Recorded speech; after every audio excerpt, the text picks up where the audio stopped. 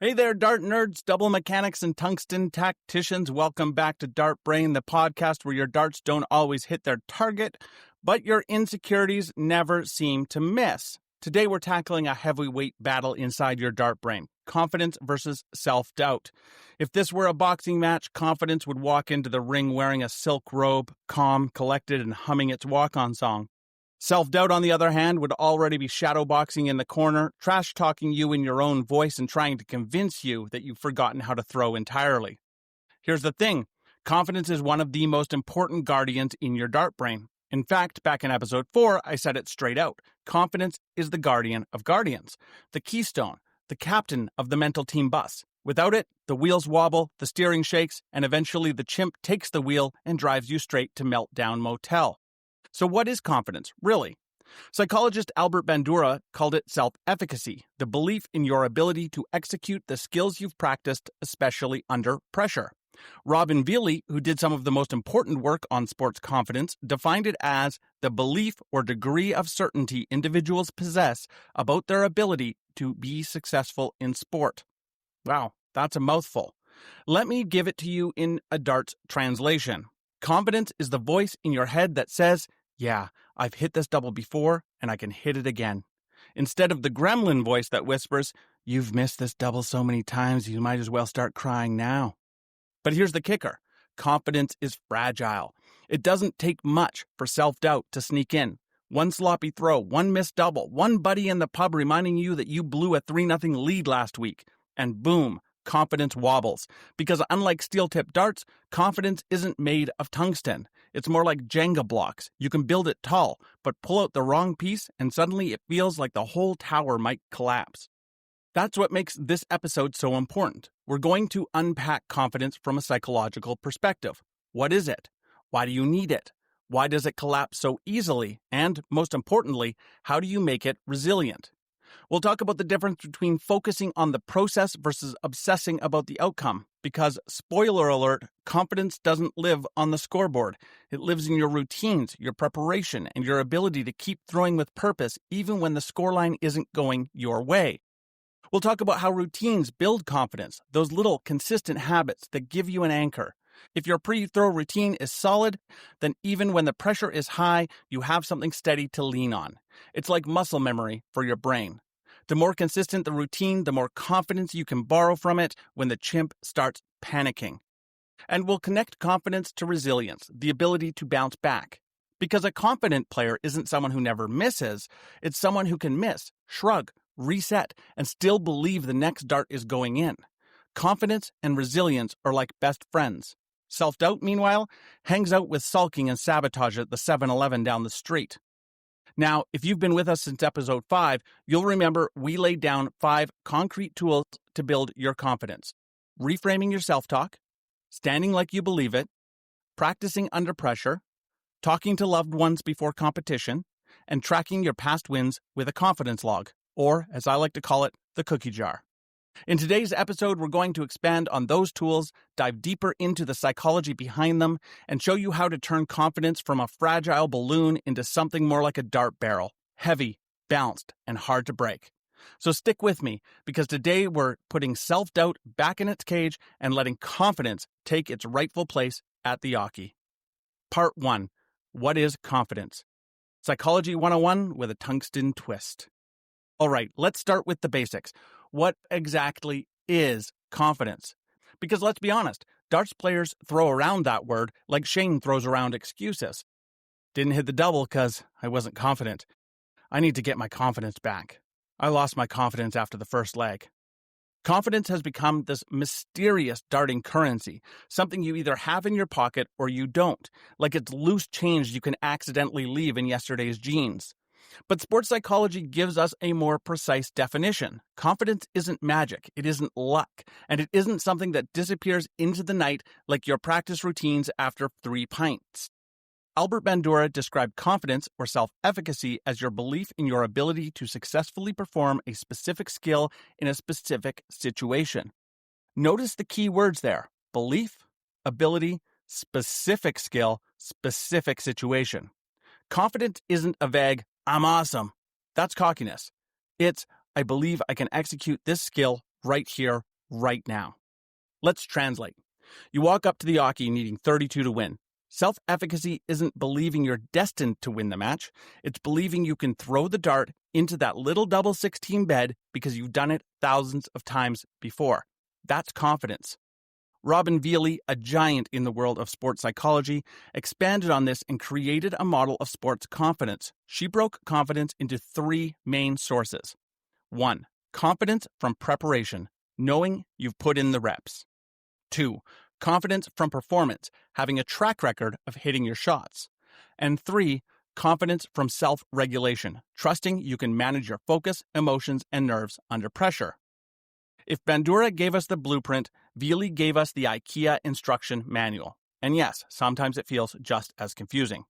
But the big idea here is that confidence isn't just something you feel, it's built from very real, very practical sources. Confidence is context-specific. Just because you're confident at home, smacking 180s in your basement, doesn't mean you'll automatically be confident in front of a crowd when Shane is heckling you about how long it takes you to add 57 to 32. Confidence doesn't teleport. It has to be rebuilt in each situation. This is why confidence is fragile. It's not a permanent state. It's a moment-by-moment belief system. One wobble, one missed dart, one chimp screaming in your head, and the gremlin of self-doubt barges in like it owns the place. Now let me make a critical point here. Confidence is not arrogance. A lot of players confuse the two. Arrogance is strutting up to the hockey thinking, I can't miss. Confidence is walking up saying, I know I've done this before and I can do it again. Arrogance ignores reality. Confidence builds on it. That distinction matters because arrogance crumbles as soon as you miss. Confidence bends, but it doesn't break. Another way to think about confidence is this. It's a psychological green light. When you're confident, your brain says, proceed, you've got this. Your muscles stay loose, your focus narrows just enough, and you throw smooth. When self-doubt takes over, the brain slams on the brakes. Suddenly you're tight, hesitant, second-guessing. And what happens? That perfect double 16 turns into a single 7. Let's back this with some research. Studies across sports show that high-confidence athletes perform better under pressure. You're probably not surprised by that. But they're more consistent, more resilient, and less likely to choke. Why? Because confidence reduces overthinking. When you believe in your ability, you free up mental resources to just execute. Without confidence, your working memory clogs up with doubt, and your body can't do what it knows how to do. So confidence isn't some mysterious darting luck. It's a belief system rooted in preparation, performance history, and emotional regulation. And it's fragile because it's context-specific, tied to the situation in front of you. That's why players who are making a breakthrough and starting to get better results sometimes falter in big matches or the finals, because they don't have the context built yet. They haven't tested their confidence in those situations. And here's why this matters. If confidence is built, then it can be rebuilt. If confidence can grow, it can regrow. It isn't a personality trait. It's not something you're born with or without. It's a skill, a trainable, buildable, protectable skill, like all your guardians. Which means that every darts player, from the pub rookie to the PDCTOUR card holder, has the power to strengthen it. And that's what we're going to do in this episode. Part 2. Why confidence is fragile. Confidence is a funny thing. One minute you're strutting up to the hockey like a rock star with your walk-on song blasting in your head. The next, you've missed a double by a country mile and suddenly you're wondering if you've been holding the dart backwards your whole life. That's because confidence, as powerful as it is also fragile. It wobbles, it dips, it collapses faster than Shane's diet plan after he walks past a kebab shop. But here's the truth. Confidence is supposed to rise and fall. It's not broken when it dips. It's just part of how it works. Think of confidence like a wave. It rises when you're well prepared, when you've been putting in deliberate, focused practice and you're hitting your spots. It rises again when you're stringing together good results, winning legs, taking out checkouts. That's when confidence swells, carries you, and makes you feel untouchable. But then you miss a few doubles, you lose a match you felt you should have won, preparation slips, suddenly the wave crashes, and you feel like your confidence has disappeared entirely. Here's the critical reminder. Your skill hasn't gone anywhere. Skill, when you're practicing deliberately, rises steadily like the tide. It doesn't crash with every lost leg. It doesn't vanish because you missed tops 3 darts in a row. Confidence is perception, but skill is reality. When you're low on confidence, what's really happening is that your belief has wobbled, not your ability. This is one of the biggest mistakes players make. They confuse a confidence dip with a skill dip. They think, I've lost it, but you haven't lost it. You've only lost sight of it. That's why the best players in the world can keep performing even when their confidence is shaky. They trust the tide of their skill, even when the wave of confidence is at a low ebb. So why does confidence fall so quickly? Let's look at some mental potholes that make confidence stumble. 1. Outcome obsession. When you tie your confidence to results instead of process, you're setting yourself up for a roller coaster. Win and you feel on top of the world. Lose and you feel worthless. The problem? Results are never fully in your control. Your opponent can play the game of their life. The dart can catch the wire. A single bounce out can flip a leg. If your confidence depends only on results, you're building it on quicksand. 2. Comparison. Self-doubt loves to whisper, you're not as good as them. You see your opponent smacking in 140s and suddenly your solid 60 feels like garbage. But comparison is a trap. As Theodore Roosevelt said, comparison is the thief of joy. In darts, it's also the thief of confidence. 3. Routine breakdowns. Routines are anchors. When they're solid, you have something stable to lean on under pressure. But when routines slip, you speed up because you're nervous or you overthink and slow down, and your gremlins sneak in. Suddenly, you feel lost. This is why it's so important to practice your routines so they don't slip when your confidence takes a hit. And 4, chimp takeovers. Let's not forget about the chimp brain. The chimp is emotional, reactive, and always looking for danger. When the chimp senses pressure, it panics. And when the chimp panics, self-doubt surges. That's why it's almost impossible to argue yourself back into confidence mid-meltdown. Prevention is the best medicine, which means building habits and anchors before the chimp gets the keys to the bus. Now here's the good news. While confidence is fragile, it's also trainable. Think of it like a muscle. It gets sore. It can weaken if you neglect it. But with consistent training, it gets stronger, more resilient, more reliable. That's why you'll sometimes hear pros say things like, I knew I'd win eventually. I just had to stick with it. They're not saying they had unshakable arrogance. They're saying they trusted the tide of their skill. They knew the wave of confidence would come back because they had built their ability on solid practice. So here's how I recommend you use this wave concept in your own game. First, when confidence is high, ride it. Let it carry you. But don't get arrogant. Remember, the wave can crash, and it's likely it will at some point. Next, when confidence is low, remind yourself your skill hasn't changed. The tide is still rising if you're practicing deliberately. Low confidence doesn't mean low ability. And finally, anchor yourself in process. Confidence waves will always rise and fall, but process, how you throw, how you focus, how you stick to your routines, keep you steady no matter what. So next time your confidence feels like it's gone missing, don't panic. Don't throw your darts in the bin or start Googling cures for dartitis at 2 a.m.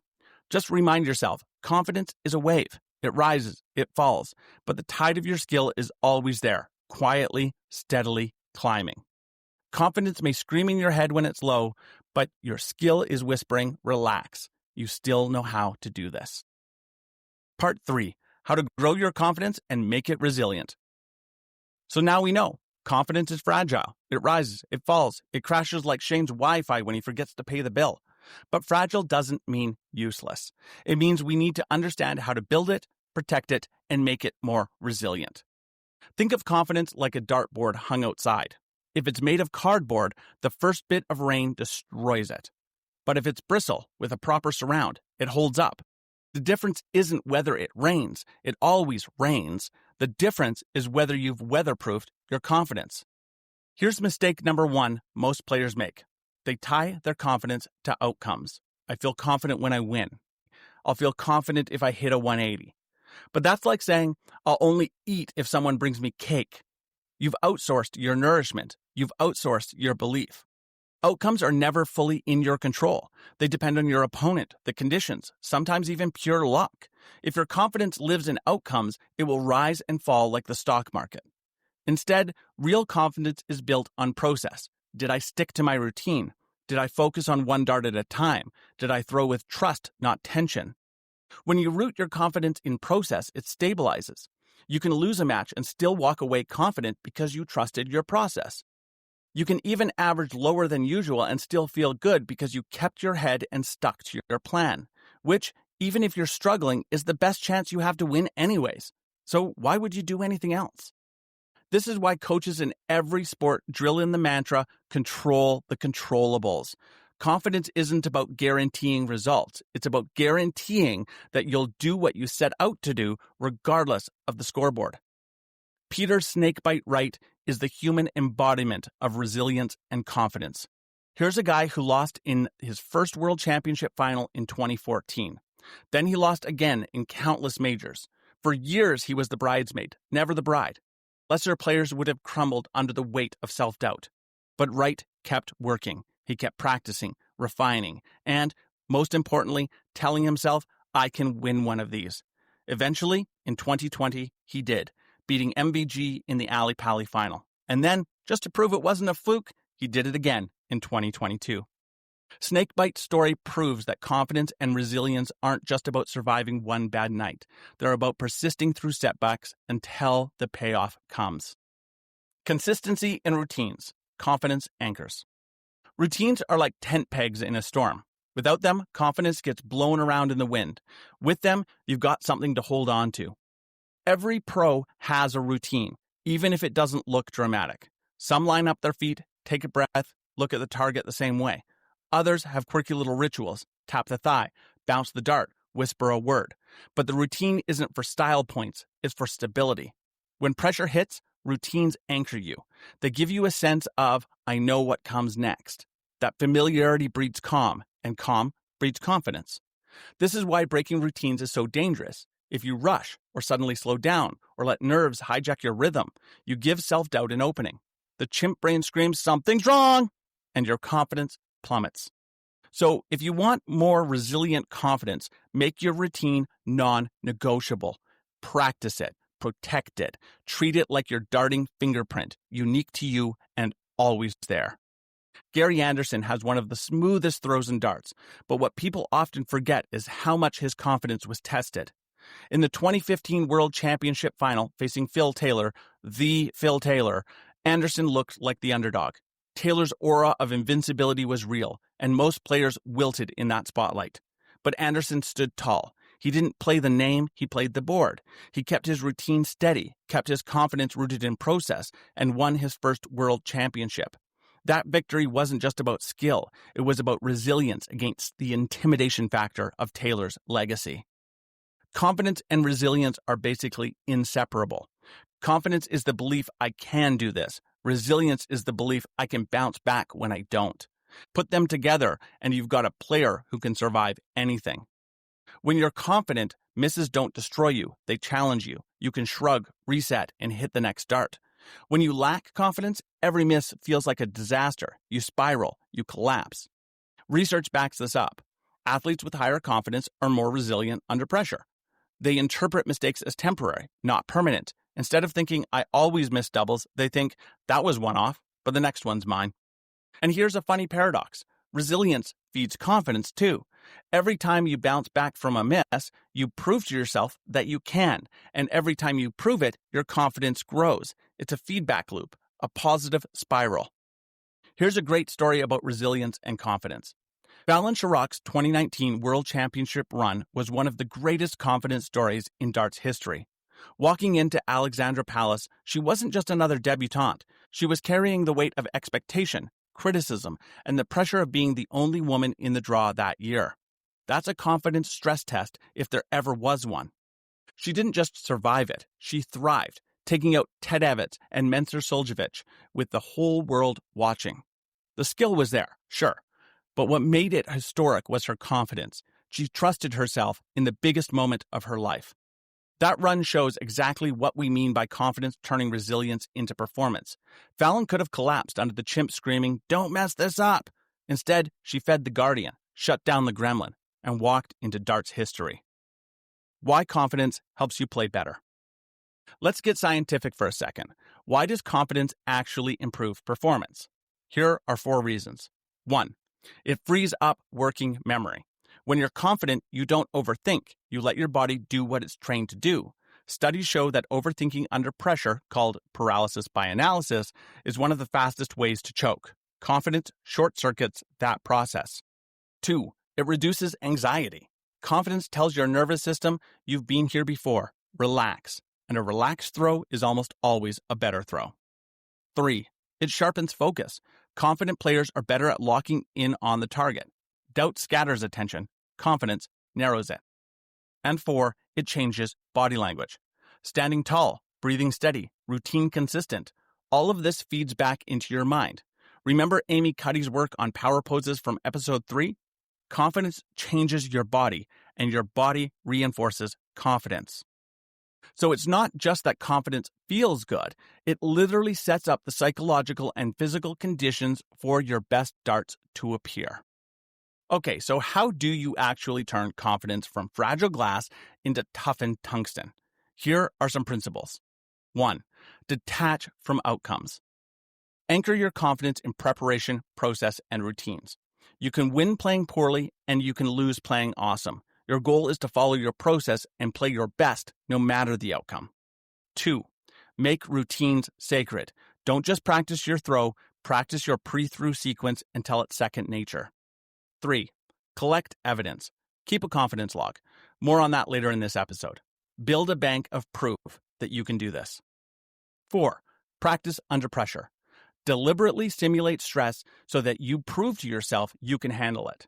And 5. Stand like you believe it. Use body language to signal to yourself, I've got this. Each of these is a way of weatherproofing your confidence.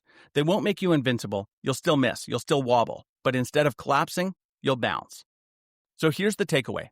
Confidence is fragile if you treat it like luck, but it becomes resilient when you treat it like skill. Rooted in processes, not outcomes. Anchor it in routines, not randomness. Pair it with resilience so that misses become challenges, not catastrophes. Because confidence isn't just about strutting up to the oki like you own the place, it's about standing there quietly, calmly, and knowing, I've done this before, I can do it again. That's real confidence, the kind that doesn't just rise and fall with the wave, but builds steadily with the tide. Part 4. 5 tools to build confidence, revisited and reinforced. Back in episode 5, we introduced 5 practical tools to build confidence. But here's the thing. Confidence isn't like a one-time home repair. You don't just tighten a loose screw and never think about it again. It's more like regular maintenance. Ignore it and the whole structure wobbles. Work on it and it holds steady. So let's revisit those 5 tools, and this time we're going to dig a bit deeper. Because each of them isn't just a trick. They're real, evidence-based strategies for making confidence resilient. Tool number 1. Reframing self-talk. The words you say to yourself matter. Every dart player has an internal commentator. The question is your commentator a helpful coach or a bitter ex with a megaphone? This isn't cheesy positive thinking. It's cognitive reframing, a well-researched method in psychology that helps shift focus from catastrophic thinking to constructive thinking. Rob Cross's 2018 World Championship win is a perfect example of this in action. Here's a guy who, on paper, had no business out-dueling Phil Taylor on his Alley-Pally farewell tour. The chimp in his head could have been screaming, "You're not ready, you're a rookie, don't choke, it's Phil Taylor." Instead, Cross kept his self-talk simple and constructive. His preparation gave him belief, and his belief became his voice. He didn't try to convince himself he was destined to win. He told himself he could execute the throw in front of him. That's reframing in action. So next time you hear the gremlin muttering doom in your head, don't argue with it. Reframe it. Turn the criticism into a cue. Tool number 2. Standing like you believe it. Body language and power poses. We covered Amy Cuddy's famous power poses in episode 3. Stand tall, open posture, chin up, Your body language sends signals not only to your opponent, but to your own nervous system. The research shows that this isn't just fluff. Power poses can reduce cortisol, the stress hormone, and increase testosterone, the dominance hormone, tipping your psychology toward confidence. In dart terms, stand like you own the Aki and your brain is more likely to follow. This is where Michael Van Gerwen's story fits beautifully. During his slump in 2020 to 2021, one of the most noticeable changes wasn't just his results, it was his body language. He looked tight, less assured, less commanding. Compare this to his peak years, striding up, dominating presence, radiating belief. Once he rebuilt his confidence, his body language snapped back. Shoulders square, eyes fierce, routine sharp. It's a reminder that how you stand, breathe, and carry yourself isn't cosmetic. It's a confidence lever. So when you're at the line, check your stance. Are you slouched, shrinking, doubting, or are you standing like someone who's been here before and knows how to finish? Even if you don't feel confident, you can stand confident, and often the feeling catches up. Tool number 3, practicing under pressure. Anyone can hit doubles in the comfort of their garage. The question is, can you hit them when the match is on the line, when your opponent is sitting on 40 and the chimp is screaming, "Don't miss"? That's where pressure practice comes in. Set up drills that can simulate stress. Give yourself a 1 dart at a double. Put a consequence on misses, like moving back a step in 121 or buying Shane's drinks at the next tournament, which is financial pressure nobody needs. Rob Cross, again, is a masterclass here. His rise wasn't built on decades of experience. It was built on deliberate practice and throwing himself into competitive pressure quickly. By the time he hit Ali Pali, he'd already simulated those pressure moments so many times that he didn't collapse when the real thing came. Practicing under pressure makes confidence transferable from the practice board to the stage. So if you want resilient confidence, don't just practice what's comfortable, practice what's terrifying. Because once you faced it in practice, you'll face it with more belief in competition. Tool number 4, talking to loved ones before competition. This one surprises people. How does a quick chat with your partner, your kids, or even your darting mates build confidence? Simple. It grounds you. It reminds you that darts is something you do, not who you are. Confidence thrives when perspective is healthy. When you tie your identity too tightly to results, every loss feels like a personal failure. But when you connect with people who remind you that you're more than just a scoreline, confidence becomes steadier. Sports psychology research backs this up. Athletes who feel socially supported are less likely to experience debilitating anxiety, and less anxiety means steadier confidence. So yes, even a quick call to your Nan before league night can help, because Nan doesn't care if you average 100 or 50. She just cares that you're having a go. That reminder makes confidence more resilient. And finally, tool 5, tracking past wins, the confidence log or the cookie jar. Finally, one of my favorites, the confidence log, or as I like to call it, the cookie jar. Every time you succeed, whether it's a 180, a checkout, a tournament win, or just a solid practice session, write it down, collect it, save it. Because when your confidence dips, you need evidence to shove in self-doubt's face. This is what MVG relied on during his slump. Even when results weren't going his way, he never forgot that he had a mountain of past wins in his cookie jar. That history gave him something to lean on. As he famously said, "I've done this before, I'll do it again." And sure enough, he rebuilt, returned, and reminded everyone why he's still Mighty Mike. The cookie jar works because self-doubt is loud, but it's rarely accurate. When you're in a slump, the gremlin says, "You always miss." The cookie jar answers, "Really? Here's 37 times I didn't." It's hard to argue with the receipts. So keep your log. Whether it's a notebook, an app, or sticky notes on your dartboard surround, build your bank of belief.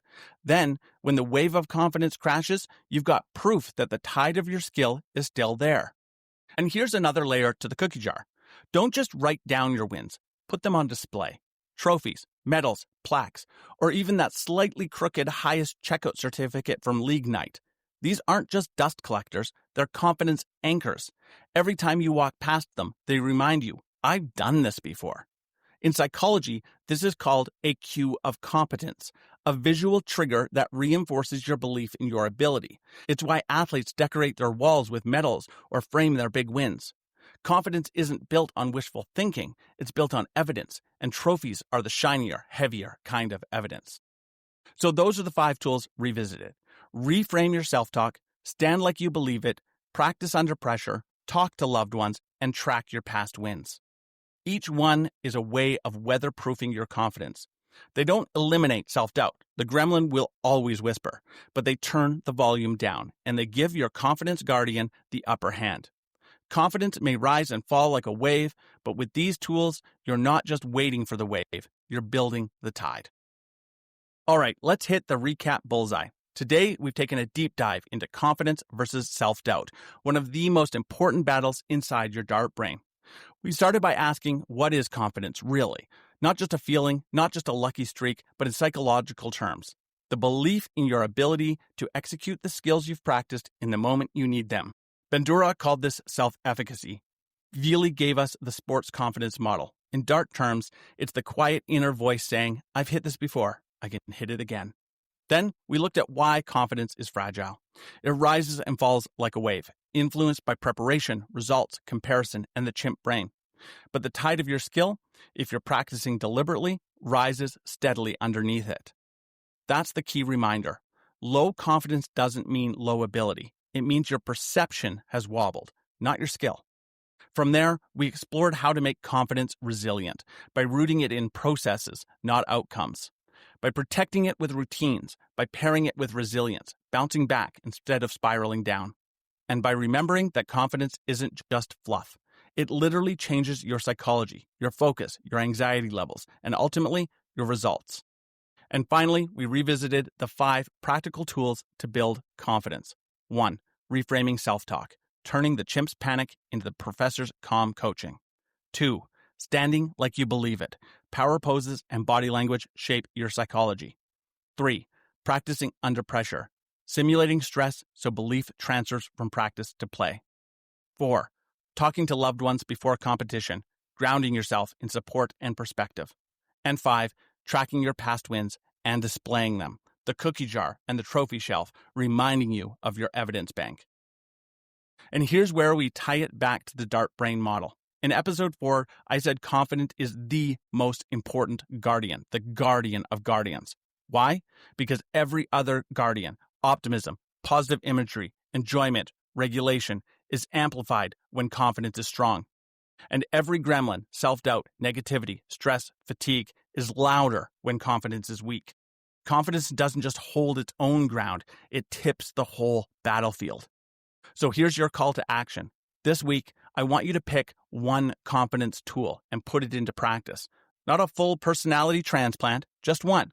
Maybe it's starting a confidence log. Maybe it's rehearsing your pre-throw routine until it feels like a fingerprint. Maybe it's standing like you believe it even when you don't. Or maybe it's calling your nan before league night and letting her remind you that you're brilliant just for showing up. Pick one, practice it, and pay attention to how it changes your confidence. Not in a month, not in a season, but in your very next throw. Because here's the truth. Confidence doesn't magically arrive with wins. Wins arrive with confidence. And remember, confidence isn't about arrogance, strutting up to the Aki like you're auditioning for a boy band reunion tour. It's about trusting your process, trusting your preparation, and trusting yourself, especially when self-doubt is screaming the loudest. Build your guardian of confidence, feed it, protect it, and the next time self-doubt tries to whisper, you'll have the tools and the trophies to answer back. Here's your final takeaway. Confidence is not a gift from the darting gods. It's a cycle you create. It's a guardian you feed. Every practice, every routine, every reframed thought adds to it. And when the wave inevitably crashes, you can trust that the tide of your skill is still there to carry you back up. And when the wave inevitably crashes, you can trust that the tide of your skill is still there to carry you back up. In this episode, we looked at the psychology of confidence. And next week, we're going to see it lived out in real darts experience. I'll be sitting down with Canadian PDCTOUR card holder Jim the Gentleman Long. We'll talk about how pros build confidence on the big stage and how he handles the dips and how he keeps the loop turning in his favor when the pressure is at its peak. You won't want to miss it.